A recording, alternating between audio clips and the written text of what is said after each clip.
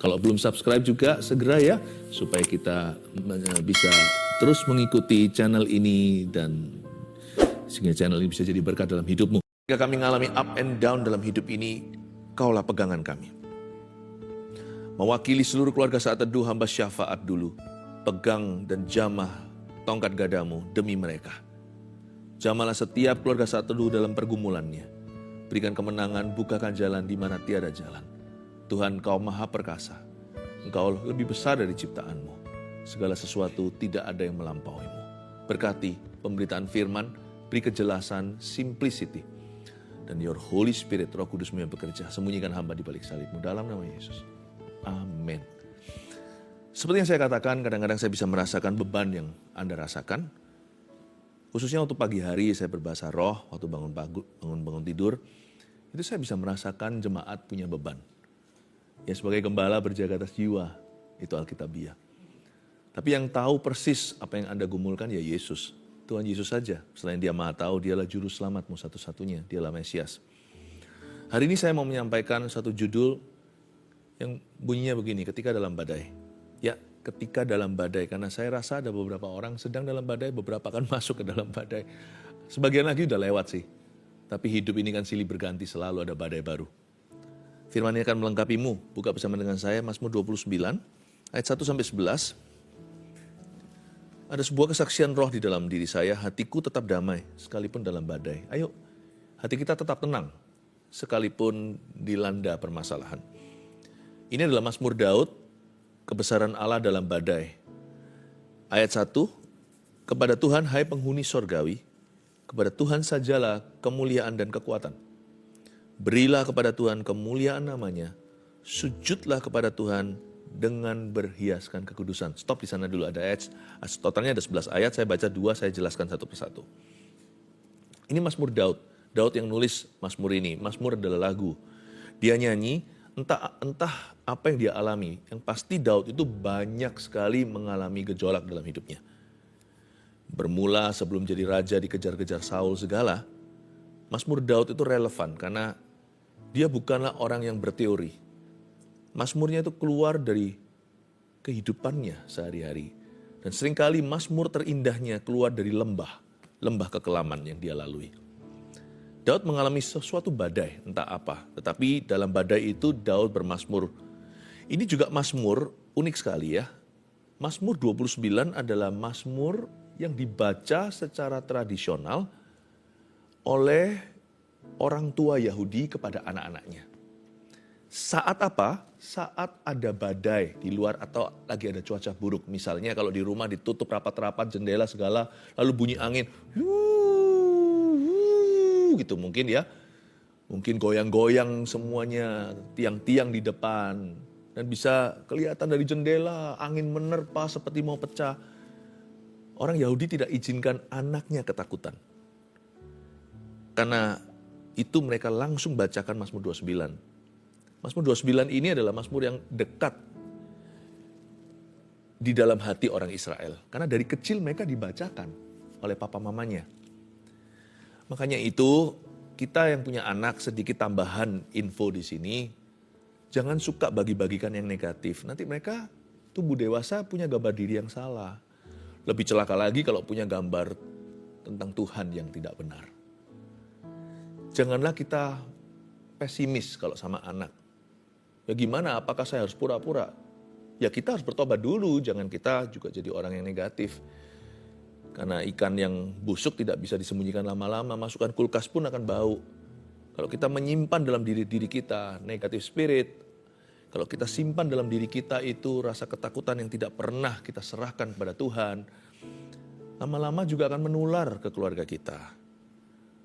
Orang-orang Yahudi punya satu cara parenting yang kita bisa tiru.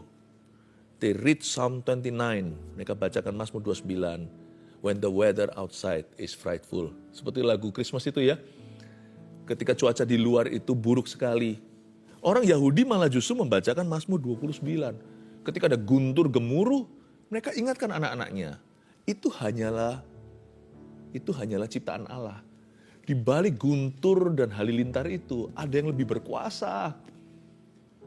Guntur halilintar itu hanyalah bersinnya Tuhan. Gitulah kira-kira kalau bahasa sehari-hari kita. Itu bukan apa-apa. Bahkan suara Tuhan lebih hebat. Ketika mereka dewasa, mereka tidak takut lagi. Kecuali takut akan Allah. Makanya itu lihat ayat pertama, kepada Tuhan, hai penghuni sorgawi. Kepada Tuhan sajalah kemuliaan dan kekuatan. Ada kata kepada Tuhan. Kata Tuhan di sini saya hitung. Iseng-iseng saya hitung. Ternyata di dalam 11 ayat yang nanti kita baca semua, kata Tuhan disebut 18 kali, lebih banyak dari ayatnya. Apa-apa Tuhan, Tuhan, Tuhan, Tuhan. Jadi itu anak-anak Yahudi, gak heran keturunan Abraham diberkati. Tidak heran keturunan Daud itu berani. Kalau kita lihat sejarah Israel dikepung kanan kiri, mereka gak ketakutan. Mereka berharap sama Tuhan, dari kecil sudah digembleng begini. Jangan takut sama ciptaan atau apapun yang kau lihat, yang kau rasa, yang kau dengar, panca indera. Yang gak kelihatan itu penghuni sorgawi, lebih besar, lebih banyak, lebih nyata. Kita diajari lewat firman ini untuk kita itu berada di musyawarah Allah. Badan kita bisa ada di dunia, tubuh jiwa, tapi manusia roh kita itu harus kita jaga dalam hadirat Allah. Manusia roh kita itu lebih perkasa, yang menyertai kita itu lebih banyak, lebih nyata. Seperti Elisa berdoa agar Gehazi hambanya itu dicelikan matanya ketika dia dikepung oleh lawan Israel. Waktu itu dia melihat gunung itu dipenuhi dengan kereta-kereta berkuda dari sorga. Penghuni sorgawi itu bicara tentang di dalam alam roh. Pertolongan Tuhan itu ada. Dan yang kita lihat sekarang di depan ini bukan satu-satunya realita. Dunia ini sebenarnya bukanlah yang terbesar. Tapi ada satu keadaan yang jauh lebih besar daripada yang kita lihat dan bisa kita rasa. Penghuni sorgawi mengajarkan kepada kita bahwa kita harus selalu menempatkan diri di hadirat Allah. Kita harus belajar beriman tanpa melihat. Dan kalau kita mendengar janji Tuhan langsung responi. Percayalah Tuhan kita sekalipun gak kelihatan, dia nyata. Dan dia berkuasa. Kepada Tuhan, hai penghuni sorgawi. Yang menyertai kita yang gak kelihatan lebih banyak. Kepada Tuhan sajalah kemuliaan dan kekuatan. Tuhan disebut 18 kali. Berilah kepada Tuhan kemuliaan namanya. Waktu dalam badai justru harus sengaja untuk memberi kemuliaan kepadanya. Jangan berikan kemuliaan kepada persoalanmu. Waduh, mati aku. Loh kok begitu pengakuannya? Kenapa kita berikan kemuliaan kepada setan? Setan, kamu pasti akan bisa hancurkan saya. Atau bahkan beberapa orang sudah percaya, setan sudah telah menghancurkannya. Dia berkata, siapa bisa tolong aku? Habislah aku. This is the end. Sudah kiamat nih. Hidupku sudah berakhir. Lalu sedih, lalu depresi. Dan bahkan mau bunuh diri. Jangan berikan kemuliaan pada setan. Pada waktu kita diterpa badai, saat itulah iman dibutuhkan. Nah, buat apa punya iman kalau fine-fine saja? Iman itu paling dibutuhkan di saat-saat kritis. Bukannya justru ketika kita dalam persoalan, kita semakin butuh Tuhan? Sebenarnya enggak sih, sebenarnya ada masalah atau enggak kita tetap butuh Tuhan. Tapi kan lebih terasa butuh, ya kan? Berilah kepada Tuhan kemuliaan namanya. Kata berilah di situ itu give. It's a deliberate act atau sebuah tindakan yang nyata. Sebuah perbuatan yang disengaja. Berilah kepada Tuhan kemuliaan namanya. Justru akui firman. Dengan kita mengakui firman, kita tidak memberi kemuliaan pada setan. Kita memberi kemuliaan pada Tuhan. Kita mengakui apa yang Tuhan sanggup lakukan. Bukan apa yang setan akan lakukan. Bukan apa yang setan ingin lakukan, tapi apa yang Tuhan mampu lakukan untuk kita. Sujudlah kepada Tuhan dengan berhiaskan kekudusan. Kata sujudlah di sini itu menunjukkan menggambarkan sebuah postur tubuh orang tersungkur. Itu berarti penyerahan diri, submission, subordination dalam bahasa Inggrisnya, atau belajar untuk menundukkan yang diri dan menundukkan kemauan kita, kehendak kita. Ini menundukkan hati kita kepada Tuhan dan pikiran. Mencium kaki Tuhan, sujudlah kepada Tuhan dengan berhiaskan kekudusan. Waktu kita diterpa badai, kita sedang mengalami tekanan. Kalau kita nggak tahu harus berbuat apa-apa, lakukan yang satu ini nggak pernah salah. Serahkan kehendakmu kepada Tuhan. Rasanya nggak kepingin memuji, pujilah Tuhan. Karena bukan kehendakmu dan kehendakku yang jadi, tetapi kehendak Allah yang terjadi. Bukankah firman berkata, pujilah Tuhan dan bersyukurlah dalam segala keadaan. Waktu kita disakiti rasanya mau balas orang itu, tapi firman Tuhan berkata, berikan pipi satunya. Sesusah-susah kita itu mengampuni, jangan berhenti sampai pengampunan. Belajar memberkati musuh kita, karena Tuhan selalu benar. Dan gak pernah merugi orang yang melakukan kehendak Allah. Ruginya cuma dalam perasaan. Kok enak orang itu aku berkati, wong dia begini sama aku. Kenapa aku harus ampuni, dia tidak mau berubah. Ruginya itu digembar-gembor dan dibesar-besarkan dalam jiwa kita. Tapi orang yang melakukan kehendak Tuhan sesungguhnya tidak pernah rugi dalam realita. Rugi apa? Karena itu mengundang penyertaan Allah. Orang yang kita ampuni, berubah gak berubah itu urusan dia. Tapi kalau kita mengampuni orang itu, kita yang berubah. Kita yang diberkati oleh Tuhan. Kita yang gak jadi stres dan depresi gara-gara itu, tidak penyakitan. Ketika kita dalam kondisi tidak menentu, rasanya mau meninggalkan Tuhan saja, udah kembali ke kehidupan lama atau jalan pintas. Tidak. Saya lebih baik sabar, lebih baik menderita, lebih baik miskin di hadapan Allah, daripada menghalalkan segala cara, karena dengan demikian saya masih empunya kerajaan sorga. Rasanya itu bertubi-tubi. Kita itu seperti babak belur. Tapi kita tetap pegang teguh pada prinsip kebenaran. Lihat nanti ya, pada saat hari Tuhan menolong kita gak perlu dipulihkan lagi. Kita tinggal menerima pahala. Tapi coba, pertimbangan mereka yang ketika dalam tekanan meninggalkan Tuhan. Waktu nanti pertolongan datang, mereka gak layak menerima seperti Esau. Mau dengan nangis pun, dengan terseguk-seguk, dengan merengek-rengek, dan dengan meronta-ronta. Pada saatnya dia harus menerima hak kesulungannya, dia ditolak mentah-mentah. Jadi sebenarnya, orang yang sujud kepada Tuhan ketika dalam masalah, itu nanti di dalam hidupnya jauh lebih diberkati. Dan in the long run, jauh lebih berguna. Jangan pernah kita itu mengambil keputusan gegabah atas kondisi sementara. Makanya orang dalam tekanan harus bersabar di kaki Tuhan. Sujudlah kepada Tuhan, lalu ditambahkan dengan berhiaskan kekudusan.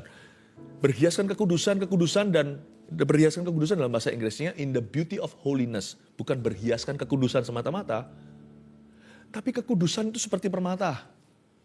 Kekudusan itu seperti jewelry atau seperti perhiasan yang berharga. In the beauty of holiness itu dicampurkan dua kata. Beauty and holiness.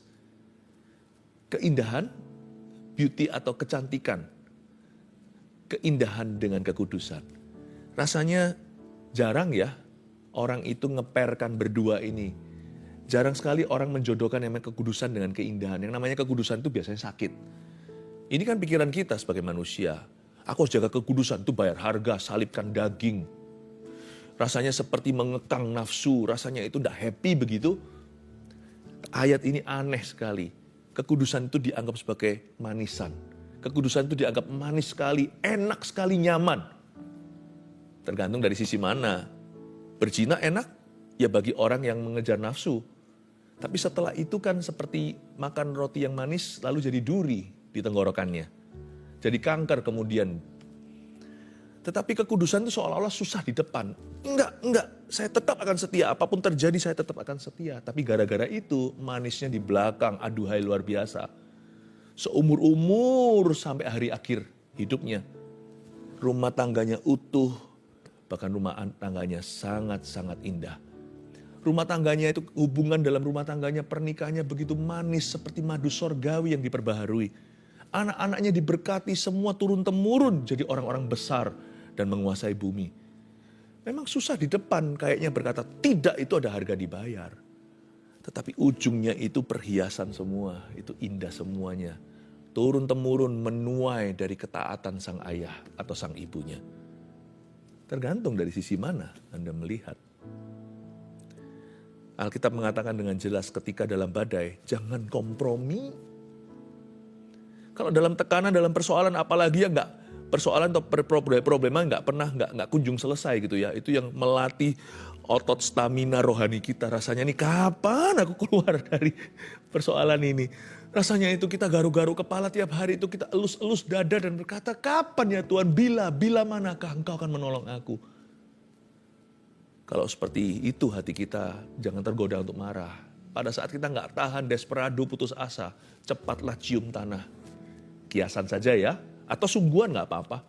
Harafia proskuneo atau tersungkur, biar hidung dan yang namanya dahinya ini melekat ke tanahnya. Lalu di situ sembahlah, sujud pada Tuhan dan serahkan kembali kehendak-Mu padanya. Serahkan kemauan, pikiran, hati, seluruh hidupku, serahkan tubuhku sebagai persembahan yang hidup dan yang berkenan kepadamu. Tuhan, aku mau memberontak rasanya, tapi aku tidak akan izinkan kakiku lari. Hari ini, ku tekuk kakiku ya Tuhan. Ku buat dia berlutut bersujud di hadapan-Mu. Bukan kehendak-Mu, tapi kehendak-Mu jatuh. Jadi aku menunggu-Mu sampai Engkau menolongku. Aku tidak kemana-mana, aku tetap setia. Wow! Itu nanti ujungnya berhiaskan kekudusan. Jangan lari justru ketika dalam masalah. Justru lari mendekat. Karena itu penting sekali di dalam badai kita harus menyembah Tuhan. Dan kita harus belajar menundukkan diri kepadanya. Bukan justru lari dan murtad dari jalannya. Itu dia. Di 2 ayat ini kita baca, kita mengerti sekarang dalam badai apa yang harus kita lakukan? Sembahlah dia. Dalam badai apa yang harus kita lakukan? Sujud kepadanya alias tundukkan dirimu dan hidupmu di bawah kakinya. Jangan turuti hawa nafsumu. Jangan halalkan segala cara. Jangan cuti dari hadirat Allah. Ayat 3. Suara Tuhan di atas air. Allah yang mulia mengguntur. Tuhan di atas air yang besar. Berhenti di ayat 3 sebentar. Garis bawahi suara Tuhan. Saya hitung lagi di 11 ayat ini. Kata suara Tuhan diulang 7 kali. Kalau kata Tuhan 18, suara Tuhan 7 kali. Berarti sangat key atau sangat kunci ketika seseorang di dalam badai taufan kehidupan. Dia harus belajar mendengar suara Tuhan. Dan mendengar suara Tuhan gak boleh sekali. Berkali-kali, berulang kali, karena manusia itu cenderung lupa. Apalagi kalau dia lagi tertekan jiwanya, wah, sangat gampang menguap. Sangat gampang menguap suara Tuhan itu. Karena kita mudah untuk ragu, bimbang. Apa iya? Itu suaraku atau bukan? Kalau orang stres kan begitu. Bukan hanya orang stres begitu, tetapi sekalipun suara Tuhan dengan jelas dan gamblang pun kita bisa bimbang dan ragu lagi ketika kita lihat fakta di lapangan, ketika kita mempertimbangkan realita. Loh kok beda dengan suaranya? Makanya suara Tuhan diucapkan 7 kali. Selain itu ketika seseorang menghadapi sebuah tantangan, tidak mudah dia dengar suara Tuhan. Pada saat hatinya gelisah, coba dengar suara Allah. Elia aja seorang nabi yang begitu peka. Dia harus melewatkan semua goncangan api, angin, gempa, baru sepoi-sepoi basah. Baru dia dengarkan suara Allahnya. Dengarkan suara Tuhan itu gak bisa masuk sekali ke ruang doa langsung dengar. Bisa kalau di hari-hari biasa. Tapi di hari-hari susah kadang-kadang kita perlu lebih lama. Atau berulang kali masuk lagi ke klosetnya. Doa lagi, sembahyang lagi, doa kembali. Makanya suara Tuhan di sini diulang-ulang 7 kali. Sampai kau mendengar suaranya. Atau kalau sungguh sudah mendengarnya, jangan ragukan, camkan. Ini kan bahasa Alkitab ya, camkanlah. Yesus sering berkata begitu, camkanlah. Jangan hanya masuk telinga kiri, keluar telinga kanan. Camkanlah itu masuk telinga kiri, nggak usah keluar telinga kanan, langsung masuk ke hati, mulai memenuhi pikiran, membaharui akal budi, dan laksanakan dan hidup berdasar dengan prinsip itu, hiduplah dalam percayamu. Suara Tuhan, coba kita lihat sekarang ya, ada suara Tuhan itu seperti apa ya? Mulai kita sekarang baca ke bawah. Suara Tuhan di atas air. Allah yang mulia mengguntur, Tuhan di atas air yang besar. Ayat 3 ini ada 2 macam. Suara Tuhan di atas air itu pertama-tama seperti Kejadian pasal 1. Roh Kudus melayang-layang di atas permukaan air, bumi belum berbentuk. Kejadian pasal pertama. Lalu dengarlah suara Tuhan. Jadilah terang, maka terang pun jadi. Suara Tuhan di atas air itu ya, itulah yang seperti sepoi-sepoi basah. Seperti ada sebuah hadirat yang begitu lembut. Gak perlu teriak-teriak, firman-Nya jadi. Tapi Allah yang mulia juga mengguntur. Tuhan di atas air yang besar. Kadang Tuhan bisa bicara kepada kita di atas air yang biasa dan tenang. Suara sepoi-sepoi basah tapi selalu sesuai firman, tidak pernah melanggar firman-Nya. Tapi kadang-kadang Tuhan juga bicara di atas air yang besar. Suara Tuhan itu bisa mengalir lewat air kecil, air tenang. Suara Tuhan juga bisa terjadi lewat air besar atau air yang deras. Tuhan bisa bicara dengan cara audible, bisa, tapi selalu sesuai firman-Nya. Tuhan bisa bicara lewat mimpi penglihatan, bisa. Malah justru bangsa Israel kurang mendengar suara Tuhan di zaman-zaman tertentu, zaman-zaman hakim-hakim itu sebelum Samuel, si anak kecil itu, menjadi nabi yang diurapi. Penglihatan Tuhan, penglihatan dari Tuhan jarang kata firman. Bisa lewat teman kita yang menuntun kita ke dalam segala jalan kebenaran, yang tuntun kita ke arah yang salah, yang pengaruhi kita untuk rusak, itu adalah utusan setan, bukan utusan Tuhan. Tapi yang selalu Tuhan akan bicara lewat firman yang kita baca, lewat khotbah. Tuhan bisa bicara dengan cara yang lembut, subtle, atau dengan cara seperti submarine atau seperti kapal selam. Tapi Tuhan juga bisa bicara seperti kapal pesiar yang besar. Suara Tuhan itu penuh kekuatan yang pasti. Ada power in His voice. Jangan bergantung dengan kekuatan manusia. Suara Tuhan penuh kekuatan, suara Tuhan penuh semarak. Ayat 4 bicara tentang hakikat suara Tuhan itu sendiri penuh urapan. Suara Tuhan itu penuh dengan kuasa. Kalau Tuhan bicara sesuatu terjadi. Makanya jangan bersandar pada pengertian sendiri. Percayalah kepada Tuhan dengan segenap hatimu. Dan jangan bersandar kepada pengertianmu sendiri. Percayalah kepada Tuhan dengan segenap hatimu. Lebih baik percaya suara Tuhan daripada percaya suara sendiri. Waktu dalam masalah jangan kemana-mana lari-lari cari opini. What do you think? What do you think? Cari dulu what God thinks. What God says about you. What God is saying about your situation. Daripada cari kemana-mana, lari ke seluruh kampung. Cari opini manusia, mending cari dulu apa yang menjadi firman Tuhan dalam situasi ini. Tuhan ngomong apa? Tuhan bilang apa tentang keadaan ini? Apa kata firman tentang dirimu? Suara Tuhan itu penuh kekuatan. Rahasia kekuatan bukan pada suara manusia, suara diri sendiri. Jangan hidup berdasarkan feeling atau perasaan. Perasaan itu bisa menipu kadang-kadang. Tidak ada kuasa bagi orang yang hidup dari perasaannya. Orang benar hidup dari iman. Hidup oleh iman, bukan oleh perasaan. Ayat 5, suara Tuhan mematahkan pohon aras. Bahkan Tuhan menumbangkan pohon aras Libanon. Itu bukti kuasanya digambarkan dalam sebuah kiasan. Pohon aras Libanon, pohon aras kayak seperti pohon jati gitu. Keras, kuat. Mana bisa? Ya. Coba lihat kalau ada pintu didobrak, ditendang begitu. Dipaksa buka. Itu paling gagang pintunya atau itunya ya. Yang tapi pintu itu sendiri utuh kalau terbuka. Itu karena koyak pada engselnya. Bukan kayunya. Susah sekali membelah kayu seperti itu. Suara Tuhan bisa membelah apa yang manusia katakan mustahilah. Laut Merah pun dibelah sama Tuhan. Apalagi kayu aras. Tapi kalau belum langsung terbelah di depanmu, janganlah kembali ke Mesir, hai Israel. Berdirilah di situ seperti kata Tuhan pada Musa, hari ini kau akan diam saja dan melihat pertolonganku. Ia membuat gunung Libanon melompat-lompat seperti anak lembu. Dan gunung Sirion seperti anak banteng. Kalau lihat gunung itu seperti wah ya. Kalau kita ke gunung yang tinggi sekali, orang yang takut tinggi jangan ke sana. Wow, luar biasa. Itu kecil. Gunung itu kutu bagi Tuhan. Bangsa Israel, anak Yahudi sudah dilatih dari kecil untuk tidak terpukau dengan ciptaan. Kecuali terkagum-kagum akan penciptanya. Kalau dia lihat gunung, dia memuliakan Allah. Kalau kita lihat gunung, wow, kita sembah. Kita kira gunung itu keramat. Itulah bedanya kenapa anak Abraham diberkati, kenapa anaknya Yakub diberkati, kenapa anak keturunan Daud itu berani dan diurapi. Ia membuat gunung Libanon melompat-lompat seperti anak lembu. Suara Tuhan menyemburkan api, ayat 7. Mau tahu kalau itu suara Tuhan atau bukan? Tiba-tiba hati kita berapi-api. Kalau sampai kita mendapat sebuah rema, lalu hati kita seperti melompat, seperti ada kangguru di dalamnya. Seperti berkata, nah, itu Tuhan lagi bicara itu. Meskipun Anda ragu, iya enggak ya. Karena kita kan enggak pasti. Suara Tuhan menyemburkan nyala api. Orang waktu berjalan ke Emmaus, 2 murid Yesus. Mereka enggak tahu itu Yesus, karena Yesus kan di dalam tubuh kebangkitan bisa berubah rupa-rupa. Tapi orang nggak bisa salah tangkap kalau itu Tuhan.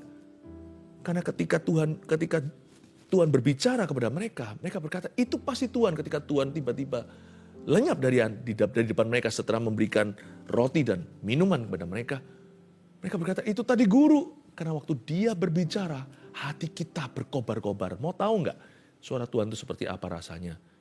Seperti dari ayat-ayat begitu banyak, ada beberapa ayat itu tiba-tiba melompat, berbicara secara spesifik, secara pribadi. Seperti menemplak aku. Kadang-kadang menegur, kadang-kadang menasihati, tapi terkadang pula meneguhkan, memberi konfirmasi. Tapi suara itu juga harus dijaga. Api pun bisa padam kan? Harus dijaga. Makanya itu dengarkan 7 kali. Berkali-kali, setiap kali, ulang lagi. Selalu kembali ke suara Tuhan. Ketika mulai luntur rasanya suara Tuhan dalam diri kita, suara dunia lebih keras dan lebih bising rasanya. Balik lagi, kembali lagi. Sampai suara itu kembali berapi-api. Suara Tuhan membuat padang gurun gemetar. Tuhan membuat padang gurun Kades gemetar. Padang gurun gak langsung diairi, tapi kalau Tuhan berbicara, itu akan gemetar. Tahu nggak? Mungkin Anda sedang mengalami padang pasir rohani Anda. Padang gurun, masa paceklik, nggak tahu ini, muter-muter Sahara, selalu oasis, semuanya hanyalah PHP, pemberi harapan palsu. Setiap kali kelihatan di situ kayaknya ada satu mata air, ada satu badan air. Saya ke sana, ternyata hanya pasir. Saya ingatkan ya, ini juga suara Tuhan, tangkaplah dari mulut saya. Padang belantara yang kau alami sekarang ini bukan destinasimu. Ini transit saja. Anda akan keluar kok. Jangan gemetar sama padang gurun. Kalau Anda punya suara Tuhan, padang gurunnya yang gemetar di depan Anda. Yang berkuasa siapa? Bukan orang yang punya pengetahuan, bukan orang yang positif pikirannya, bukan orang yang punya koneksi, punya pendidikan, pendudukan. Yang berkuasa ketika padang belantara menerpanya, ketika badai taufan datang adalah orang yang punya suara Tuhan. Ayat 9, suara Tuhan membuat beranak rusa betina yang mengandung. Betapa gentle ya. Keras juga mungkin ya, sampai kaget, terkejut beranak. Tapi juga bisa diartikan, Tuhan itu begitu lembut, sampai membuat seorang ibu, dalam hal ini hewan, untuk bisa melahirkan dengan sempurna. Bahkan hutan digundulinya dan di dalam baitnya setiap orang berseru hormat. Di ayat 9, suara Tuhan dari kiasan tadi sudah masuk ke umat. Dalam baitnya, Anda dan saya, itu dalam hadirat Allah, termasuk saat teduh bersama. Orang-orang berseru hormat, artinya, ya Tuhan, aku menghargai Engkau lebih dari apapun yang kulihat. Tuhan itu begitu lembut, begitu personal dia. Dia membantu rusa untuk melahirkan. Dan bahkan, dia membantu umatnya. Seperti seorang butler, seperti seorang pelayan. Tuhan itu baik ya. Suara Tuhan itu gak nakut-nakuti kita.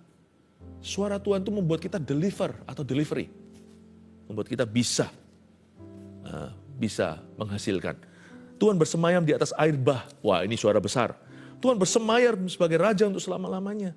Ayat 11, Tuhan kiranya memberikan kekuatan kepada umatnya. Tuhan kiranya memberkati umatnya dengan sejahtera.